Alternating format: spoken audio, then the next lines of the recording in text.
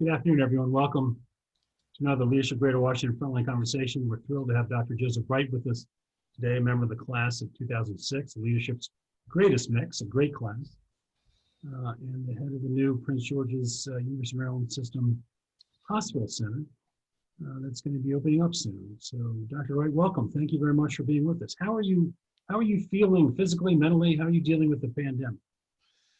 Thank you, Doug, and I really appreciate being a part of the conversation this afternoon. It has been a slog. I will just say, as the Chief Medical Officer, I've been on site every day from the beginning of the pandemic. And one reality that a number of our colleagues have commented on is that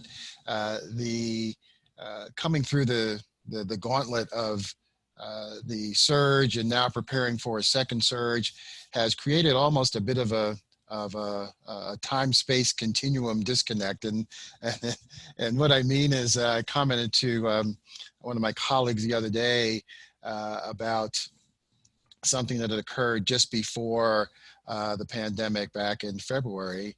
And I referenced it as if it had occurred like a year ago. And that's how it's felt. It's just really a very protracted experience. And we're in a little bit of a weird position right now because of certainly a lull in terms of the clinical activity, but we're certainly very much in preparation for what we anticipate to be a fall resurgence. So what happened with the construction of the hospital when the pandemic hit? Good question. So as I think most people know, there's a new facility, the University of Maryland Capital Region Medical Center, that has been under construction for the last couple of years. And the advent of the pandemic clearly impacted supply chains and the like. Fortunately, we topped off the building, fancy construction term. One of the things I've learned in this job, Doug, is a lot more about construction than I ever thought I'd know. They didn't teach me that in medical school. But we topped off the building back in the winter of 2019. So basically, we've been just working on the innards. And so that helped us to stay on schedule. And in fact, we are scheduled to open in June of 2021. So pretty much on time. The campus is now being provisioned and outfitted. And it's a very exciting time. We're very much in countdown mode and very excited about the advent of this long anticipated project. So talk to us about the medical center. I've been saying for years that this will transform healthcare in Prince George's County. Sure. And really improve the level of care that's available to Prince Georgians. So tell us what it's all about and what you all are going to do. Yeah. So just a few vital signs, a few specs. It's a 205-bed, all-private room, which is important because it gets me out of the business of hotel management. And what I mean by that, in the current facility where we have semi-private rooms, I have to be concerned about gender and age when we're placing patients, and being able to go into a facility that is all private rooms gets us out of that, as I say, that hotel management business. So it's a $600 million project that is funded by State of Maryland, Prince George's County, and the University of Maryland Medical System. Has been in the works, Doug, I will say easily a couple of decades, at least the concept of a new facility. This particular project was actually consummated in 2011, and we're very excited about what this new campus and this new hospital brings. But to your point, it's more than just an edifice. Yes, it's a brand new hospital, state of the art, but what this really does is it elevates the access and elevates the access with not only state-of-the-art equipment, but also a transformation around the staff, the doctors. We also, as part of our health system, have 2 ambulatory campuses. A lot of people are not aware that the University of Maryland Capital Region Health comprises not only a flagship hospital, but a ambulatory campus in Bowie and an ambulatory campus in Laurel. And this is exciting because it meets people where they are. We actually want to keep people out of the hospital. And in fact, the way that the hospital reimbursement system in Maryland works, it is to everyone's advantage to keep people out of the hospital. So we really hope to leverage our ambulatory campuses and our physicians who will be working in the community and meeting people where they are. So yes, a lot that will help to really reverse some of the negative metrics that Prince George's County has suffered from over a long time in terms of the healthcare sector.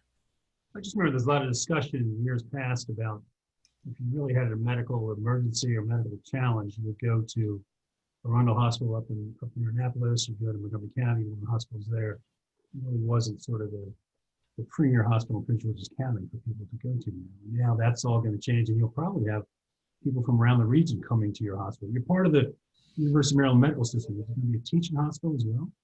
Yes, so the University of Maryland Medical System is a 13 hospital system that has flagship facilities all across the state of Maryland. This is the first foray of the University of Maryland Medical System into the DC metropolitan region. And it will be a teaching hospital. And we have currently, even before we move, a large number of faculty from the University of Maryland School of Medicine who practice within the University of Maryland Capital Region Health, our local system here. And we are the second busiest trauma center in the state of Maryland, for instance, and also are designated as a stroke center and a cardiac intervention centers. All these things mean what we do well currently is address acute care and emergencies, which is something that we will continue to port over to the new campus. However, what we really, to your point, what we really want to also address are the chronic health conditions that have beset the population here in the county for a long time. And to that end, we've established for instance, a heart and vascular institute. Cardiovascular disease is disproportionately higher in Prince George's County than in other parts of the state, and in fact, than in other parts of the country. And we want to get out ahead of that. And as a result, we've established cardiology practices across the county and have been able to recruit folks down to our latest practice down at the National Harbor, for instance, where folks can access these specialists at those locations close to home. So what are you doing on a daily basis now? I mean, clearly you're overseeing the hospital, but you're also overseeing this Maryland Medical System Capital Region Health System. So what does that entail? Yeah, good question. Well, right now, Doug, we're in what we call bilateral operations. Prince George's County and our health system in particular has been the epicenter of the epicenter with regard to COVID. We have seen 40% of the cases of the coronavirus on an inpatient basis that have presented in Prince George's County in our system. That's something more than 1,000 people. We had to stand up a COVID facility on our Laurel campus, 130 beds and 35 intensive care unit beds in Laurel that didn't exist before March 1st and had to do that on a rapid basis. So we are in a weird place right now where we are transitioning from COVID response to really addressing the ongoing needs of the community.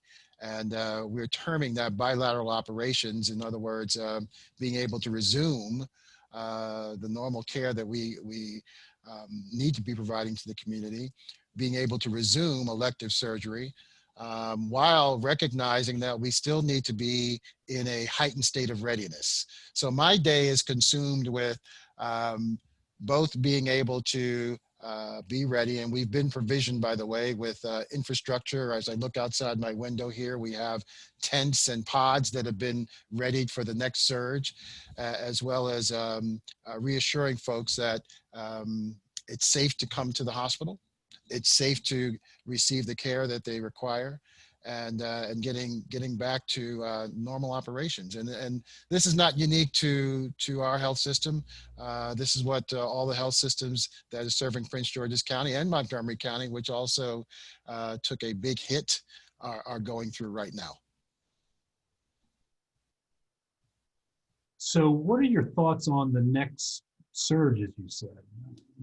Where do you think we're headed with this? Well, it's interesting. We look at these numbers every day, and what we're seeing is that we're seeing a more indolent rise. When the surge first hit back in March and April, it was a rather precipitous increase. I mean, we were seeing on the order of several dozen people throughout the course of a shift who were being admitted to the hospital, and in the course of 24 hours, literally 3 to 4 patients an hour coming through with COVID. What we're seeing now, Doug, seems to be a more gradual rise to almost a similar peak. And this is happening, of course, in the midst of the advent of the flu season, the influenza. And it's also happening at a time where obviously the restrictions in the state of Maryland are in varying states being lifted. Here in Prince George's County, the county executive has made a decision to slow the lifting of those restrictions. But what we anticipate and what we're preparing for is a fall surge, maybe not as dramatic as the spring, but certainly that's what we're preparing for. And the flu that's coming, as you said, I mean, you think it's going to be worse than the initial surge we had?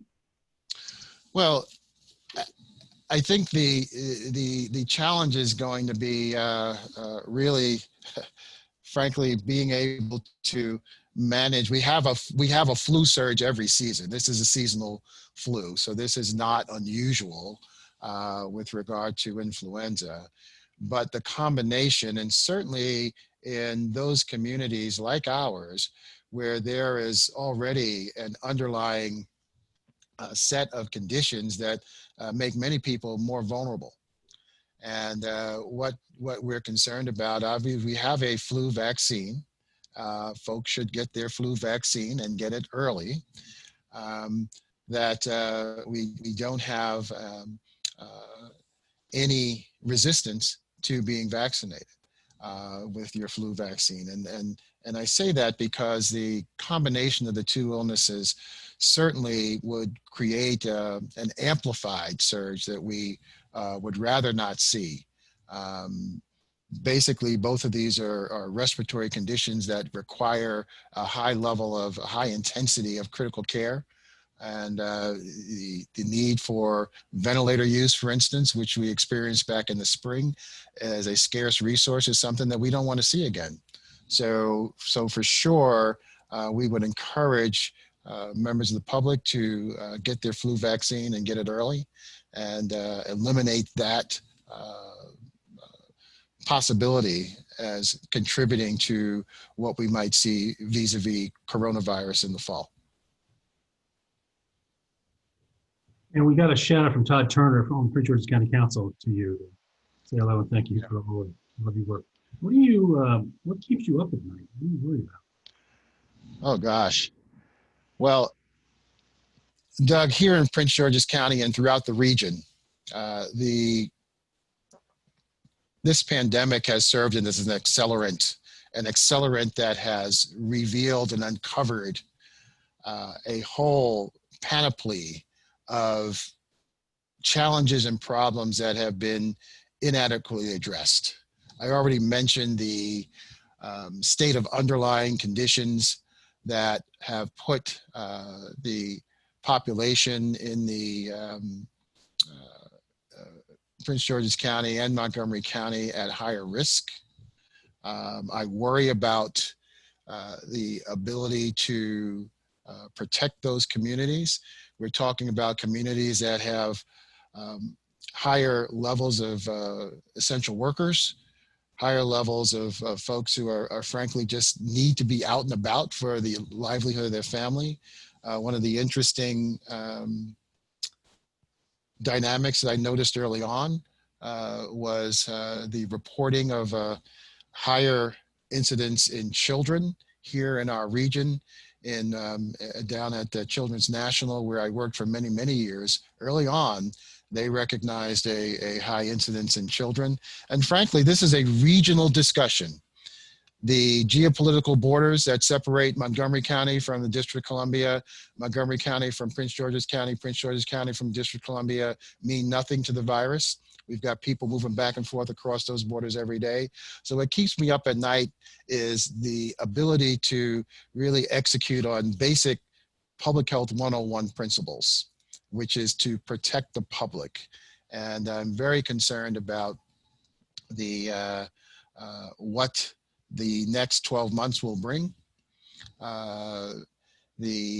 There is certainly an element of known as the long COVID experience, where people have chronic conditions that we really don't even know much about yet. So these things definitely worry me. They keep me up at night, which is a number of things that do keep me up at night, but that in particular with regard to COVID is the principal one. Are you getting enough sleep at night? Well, I will tell you, Doug, I have not put in these kind of hours since I was an intern. This is, I will just say that. But when I'm beat. When I get home, Doug, I am down. So I am sleeping and starting each day very early, but it is a drain. And one of the little inside pool here, the management tool that hospitals use to deal with crisis is something called incident command. And those who are in the fire service and Doug, you and in your prior life, incident command is how you attack and address and be disciplined in terms of operational management of a crisis. Well, the incident command was not designed to manage a pandemic. We've been in incident command for 6 months, and it's not healthy.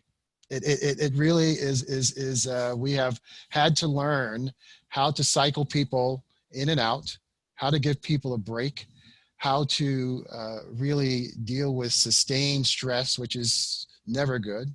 But a lot of lessons learned, a lot of positive lessons learned. And as we go into what we are calling a modified incident command and prep for the next surge, we're learning from those lessons, and I expect that we'll be in a better place for it. We have a question from Carolyn Walker. Will there be intervention programs for underlying conditions common in the community, such as hypertension and diabetes? Yeah, so that's an excellent question. This has been an ongoing emphasis. As I said, what COVID has done is accelerated or heightened the demand for intervention programs, which is why I said that getting out to meet people where they are in terms of chronic illness, why we established a Heart and Vascular Institute to really address hypertension as an example before it becomes a heart disease and you need to see our cardiovascular surgeon. So yes, this is all part and parcel of response and response that will need to be ongoing well beyond the pandemic, well beyond, these are generational interventions that are required here in Prince George's County and elsewhere. We've got a question from Brad Campbell, but before I do that, I just want to mention the fact that during the sniper shootings a long time ago, we had any and every federal assistance you could think of. I mean, they were all there without us asking. It was several months after 9/11, but the FBI, the ATF, the Secret Service, U.S. Marshal, everybody was there to help us. The military was there to help us. And what has really concerned me during this situation with the pandemic is that the federal government sort of is saying, in some cases, saying, you're on your own. It's up to you to take care of everything. We're just sort of here to keep our hoard of stuff and let you all do it. It's very unusual. I really have not experienced anything like that before. So Brad's question is, what's your opinion about the CDC's reversal yesterday and how the virus is transmitted? I mean, we're getting, and this kills me because the head of the CDC is a graduate of the high school I went to, St. John's in DC. He had a lab at the University of Maryland. He's a local guy. But it's just, there's too much conflicting information going on now. So what do you think? It's the politicization of public health. That this is straight up what this is. Unfortunately, the CDC, which is highly respected organization worldwide, has become the tool of the Health and Human Services Department, in which clearly the messaging to the public has been, as you say, inconsistent and confusing. And that is very unfortunate. Public health should never be politicized. And this is what we're experiencing now. I had some friends recently talk to me, and they were concerned about a vaccine. And I said, you know what, the people at FDA, the professionals there would never let that happen. They would never do anything like that. And yet I'm actually a little worried now with the interference that's going on with HHS sort of writing announcements or pronouncements from CDC and other things that we don't have the right people talking. Yeah, no, Doug, and you should be concerned, as we all should. The human trials around vaccines. I'm a pediatrician by training, so vaccines is my life, and frankly the gestation of a new vaccine typically is years in the making, as you know. And certainly I have faith in the scientists and the professionals on the front line of the vaccine trials to get in front of anything that would come before the public. It's the rhetoric, it's the misinformation about vaccine availability, again, the politicization of the whole process that is most worrisome.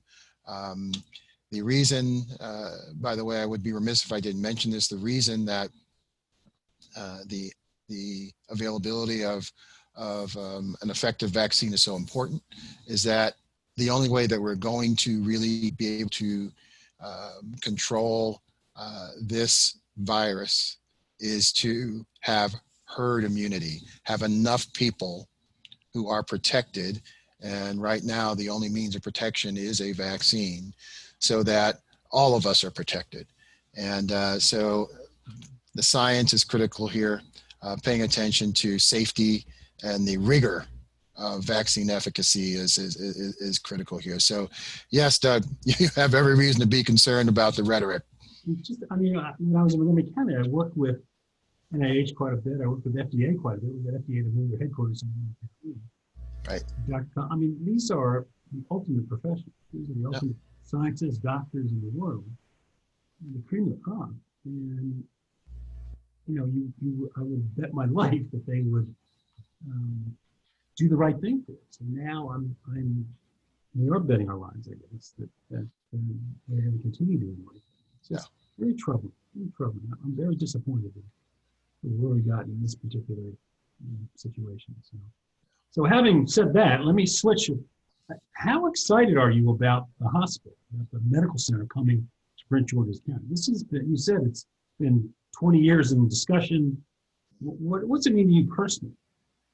Yeah, I'm very excited. Well, first of all, just personally, I've been a 30-year resident in Prince George's County, and In fact, will be less than 3 miles from the new facility once it's up. Yeah, I mean, it's very exciting to see the community getting excited. Now that there's actually a physical edifice, there's been a lot of skepticism. Don't get me wrong. I mean, there's been many fits and starts with this project. And the fact that there is now a 12-story, visible from the Beltway, beautiful facility that is up, and now the roadways and the infrastructure are being finished, and there's something to see. We're actually being able to bring people through on tours. It's real. And seeing that kind of palpable excitement in the community is very encouraging. The hospital sits on a campus that will be occupied by a mixed-use project called Carillon, where there will be housing, retail, entertainment. Again, something that Prince George's County has not seen before. So this is a whole nidus for what is being termed downtown Prince George's. The seat of county government has moved from Upper Marlboro to Largo. So you really are having a transformative sense of what's going on in the county, in spite of the slowing that's been caused by the pandemic. There is a great deal of excitement, and I think a great deal of opportunity.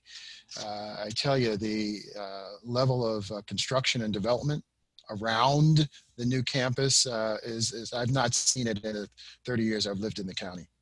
I'm very encouraged, very excited about not just the hospital and the medical campus, but sort of the entire redevelopment of downtown Prince George's that you're talking about. I think that's one of the challenges Prince George's had in the past. I mean, Montgomery County, okay, I'm going to Rockville, I'm going to Bethesda, I'm going to go to Silver Spring, I'm going to do this or that. In Georgia, you don't really have those sort of urban centers that you have in other parts of it, centered on the metro station. Right. Other parts of the region. Now, this will be a huge transformation, again, not just of the healthcare infrastructure, but sort of life in general in Prince George's County. I think, and I remember talking to Sherm Baker about this several years ago, and Angela also Brooks has been pushing it as well. And I think a lot of it goes back to my good friend Wayne Curry, absolutely, county executive, and a lot of the vision he had for Prince George's County. So it's great to see it all come together and come. It's very, very exciting. Yes. Yes. So we have another question from someone about the psychological / mental issues with COVID, not just with frontline workers, not the physical, but what are we doing to help them with their behavioral health? Yes, that's another thing that keeps me up at night, honestly, Doug. We had to convert our facility into COVID-only units. In other words, imagine being a care provider on a unit. When you come to work for your 12-hour shift, you get into personal protective equipment, PPE, and you are in that equipment all day long. At the beginning of the pandemic, before we realized that we would literally have to convert whole units to be COVID-only units, we were able to have staff gear up on a patient-by-patient basis. What happened quickly was that we had to, as I said, we had to stand up a COVID hospital in Laurel, as well as convert our units here in the current facility in Cheverly to COVID-only units. So the effect of isolation, the effect of really very sick people, what the pandemic really required us to do was to ratchet up our intensity on the floors to care for really sick people who might otherwise be in an ICU on the floors, and this was experienced across the country. I will say that I have been heartened by the resolve of the care teams. Within a matter of weeks, the nurses established a unit distant from the clinical areas where folks could just relax, kick back. The Serenity Unit is what it's called. And it continues on today, where a place where folks can just disconnect, get away, receive encouraging messages, replete with music therapy, aromatherapy, the things that just allow people to go back in and do the hard work. But I still worry about the long-term effects, almost in Doug, frankly, in a PTSD sort of way of coming through a gauntlet like this with so many sick people. Someone who you may have seen the evening before who's no longer there when you come back for your next shift. Assuredly, the effects on the healthcare teams has yet to be fully realized. Not to mention the effects of this experience on families. We have seen stress-induced challenge on our behavioral health unit, the impact on the communities of food insecurity, of economic challenge. It has profound impact on everyone. So I do remain very concerned about the long-term effects on our workforce, and which is why I really respect and pay close attention to what our frontline providers and nurses principally are saying and telling me about what is needed to not only protect but to support the workforce. It is something that's of great concern to me. So we got a question about vaccines, but I want to shift a little bit to these frontline workers. I mean, everything I've heard and read is that the first people to get the vaccines will be the healthcare workers and the first responders and all that. Is there any worry that they have about the first wave of vaccines coming through, and are they nervous about, this hasn't been vetted enough? I know Russia and China, the vaccines they're pushing through, they've gotten rid of the protocols and they're just sort of taking a huge gamble. Yeah. Well, Doug, this goes back to the confidence that you referenced earlier to the scientists and the folks conducting the stage 3 trials, the human trials.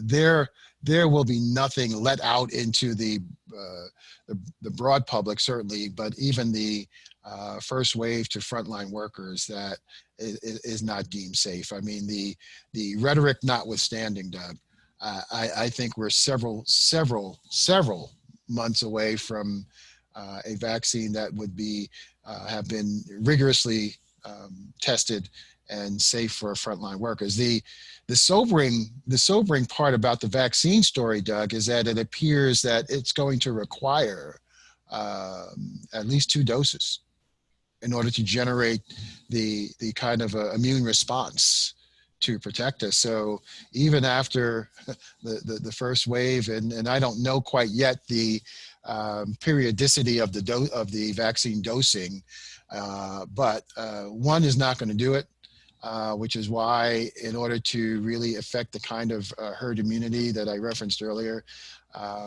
it's going to take us well into next year and then perhaps beyond to get to where we need to be to safely, from a public health perspective, protect the public. And just a curiosity on my part, how is the vaccine distribution going to take place? I remember as a little kid, we all lined up for the polio sugar cube, and everybody took it, and we came back and did it again. And I mean, do you see something like that happening here, that they'll just open up schools and say, everybody come on in and get your shot, or will it be through your doctor and other ways like that? Yeah, well, I hope that for instance, I'll use the flu vaccine as an example. We're opening up broad scale October 1st here at the facility for everyone to get their flu vaccine. And then it is a broad scale effort. Folks coming to the workers where they are, certainly our employee health apparatus very, very aggressively providing access for the vaccine. I certainly hope, I certainly might hope that the distribution mechanisms will follow a similar level of intensity and priority in terms of getting to them. I too remember as a school kid, you know, everybody lined up and got it done there in Montgomery and Prince George's County. Both ascribe to school-based health as a mechanism for achieving vaccination. So again, Doug, I think as long as the vaccine distribution is managed by the people who do this, and that it is not somehow, frankly, politicized, that we will achieve the level of vaccination that we need. But again, remind you, this is a novel virus. No, there's just a very small percentage of folks in the country who have achieved any level of immunity, and even that immunity is uncertain with regard to its impact. So it's going to take some time. Let's shift again to Prince George's County. You talked about your excitement and how proud you are of the, not just the hospital, but of the development around that in downtown Prince George's. Todd Turner did weigh in and wants to make sure everyone understands that the county seat will remain in Upper Marlboro. It will not move. The courts will stay there, but a lot of the county government will move to Largo. But you're involved in county executive also Brooks. Forgive me if I get the name wrong, but the Prince George's Forward program. Can you talk a little about that and what you're doing with that, and Charlene Dukes and some others that you're working with? Sure, and thank you, Council Chair Turner. It's always good to get corrected by the expert there. I appreciate that. Yeah, so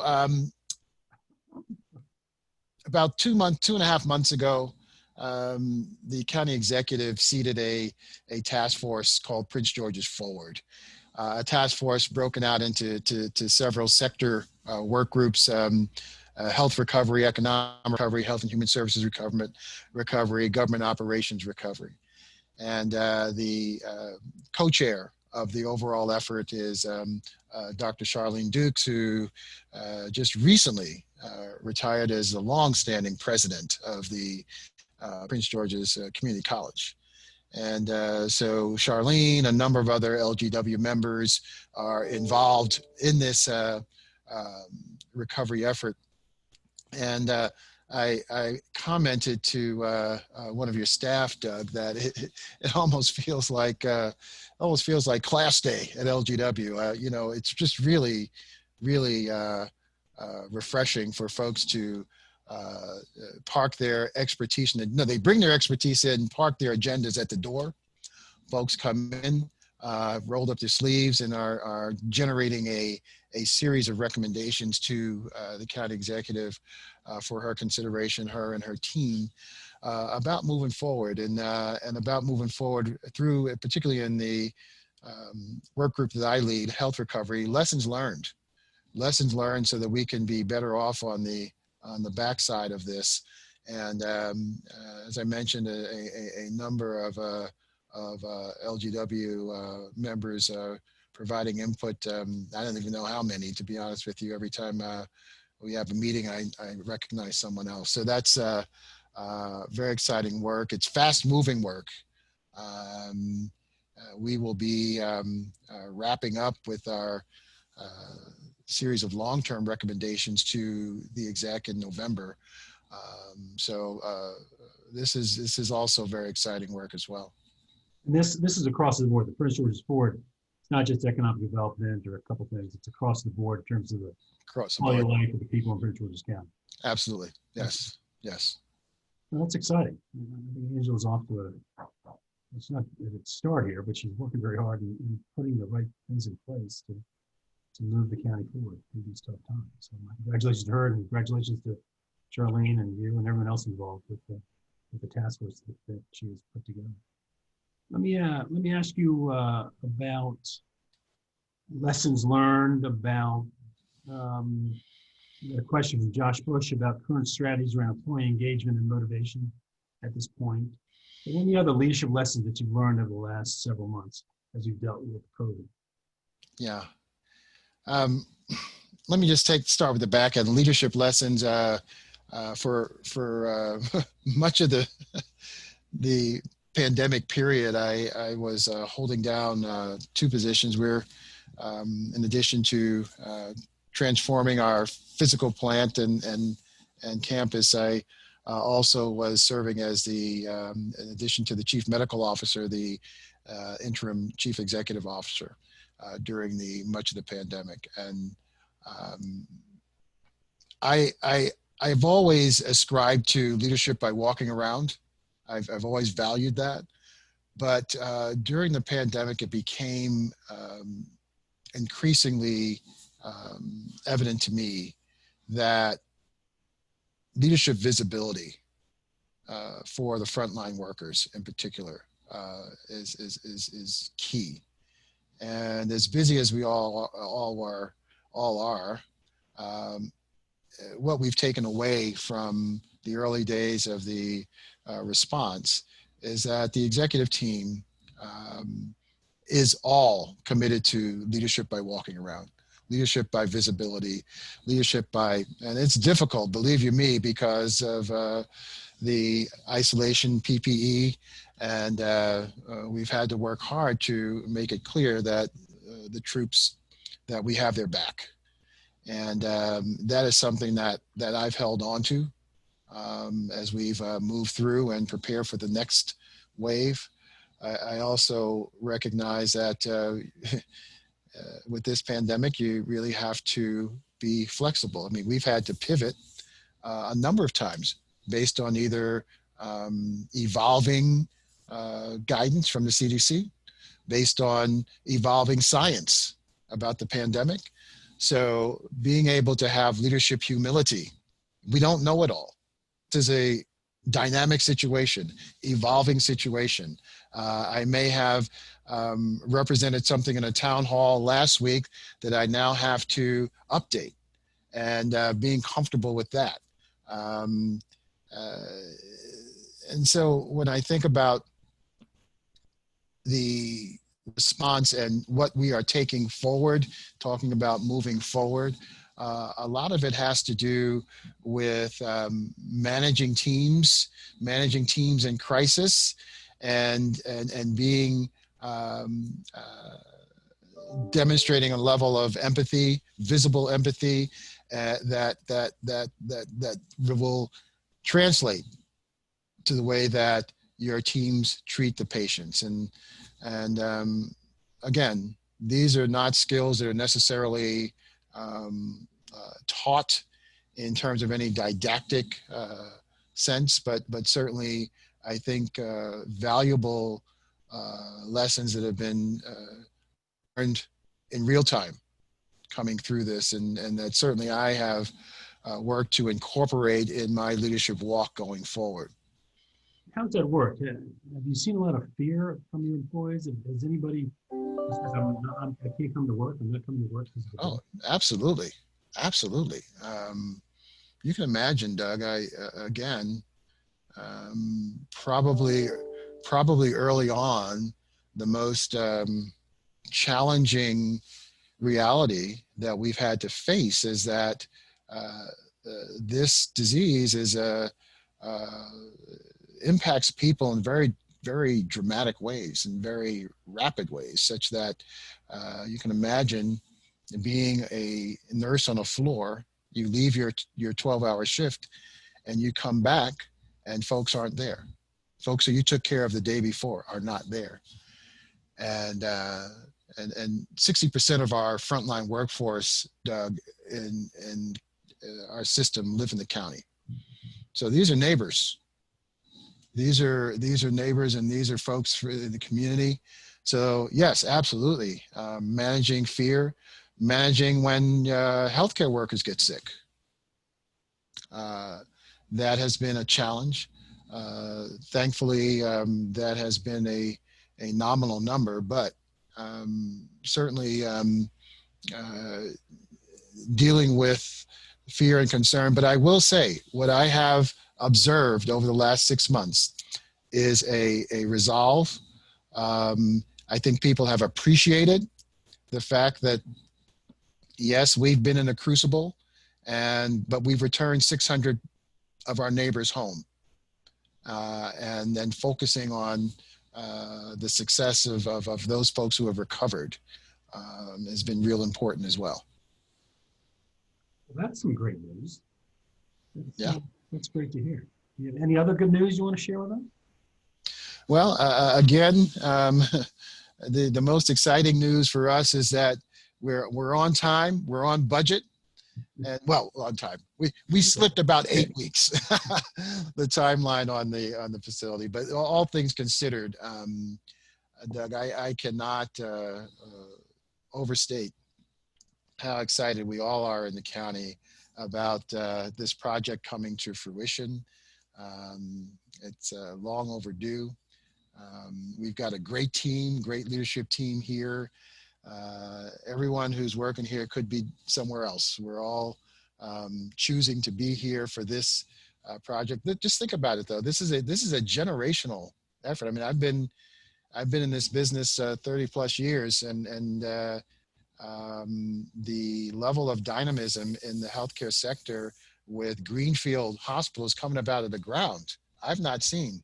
And Prince George's County, when you think about the activity of the various systems that are bringing services to the county, it's unprecedented. So just a real exciting time to be in this business, in this market.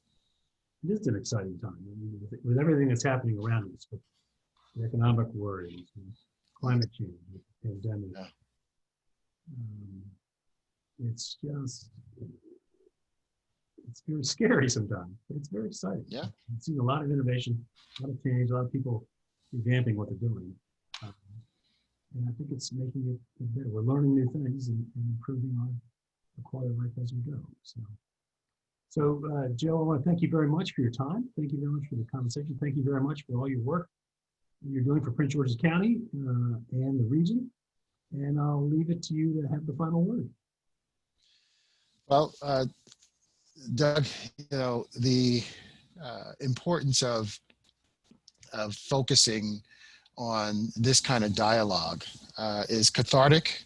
It's cathartic for all of us to be able to have conversations in safe spaces with safe audiences, and really to just speak transparently about what we're going through.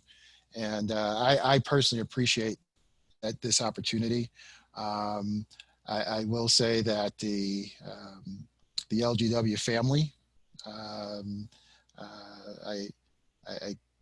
could not be more appreciative of the support, the outreach, just to pick up the phone. How you doing? That has meant the world to me, and certainly for others who are on the front lines. And that should be a takeaway that we move forward with, caring about one another, and particularly in leadership, with the burden of leadership that is required in these times. I really just want to emphasize that as a small thing, because there's really not there really aren't a whole lot of people to talk to necessarily as you're going through this. So I personally really appreciate today's opportunity and the folks who participated in and the outreach from your team, Doug. Thank you so much. I meant to ask you before, I apologize for this, but all the righteous unrest that we've seen and the racial disparities, racial inequities we've seen, and how COVID impacts the community, any thoughts on that? It's all tied in. It's all tied in. And Doug, maybe the subject for another Frontline conversation that love to come back and address. Certainly, I've been fortunate to be a part of a number of activities around truth and reconciliation relative to social justice in the past several weeks, but it's all interconnected. I mean, everything we've talked about, particularly here locally, is very much tied to the underlying systemic and structural challenges around social injustice that are inextricably tied to the disproportionate impact of chronic illness on our communities, and then the no surprise that the added stress of a pandemic really has resulted in the kinds of experience that we've been talking about here for the last 45 minutes. So, Joe, we'll do that. We'll sketch another one and talk about social justice. Yeah, absolutely. Something that I'd be fascinated to. Yeah. Discuss it with you. We're doing a lot on anti-racist leadership and racial equity. So this would fit perfectly with what leadership Greater Washington's trying to do for its members. So, yeah. Thank you again. What a great conversation. Great to see you. Yeah. I hope to see you in person soon. Huh? All right, Doug. Thank you. Thank you. All right. Thanks, everybody. I want to thank PNC for sponsoring these Frontline Conversations. We're very grateful to them for their support. And stay tuned for the next one we have coming up next week and the other conversations that we have going on. Thanks, everyone.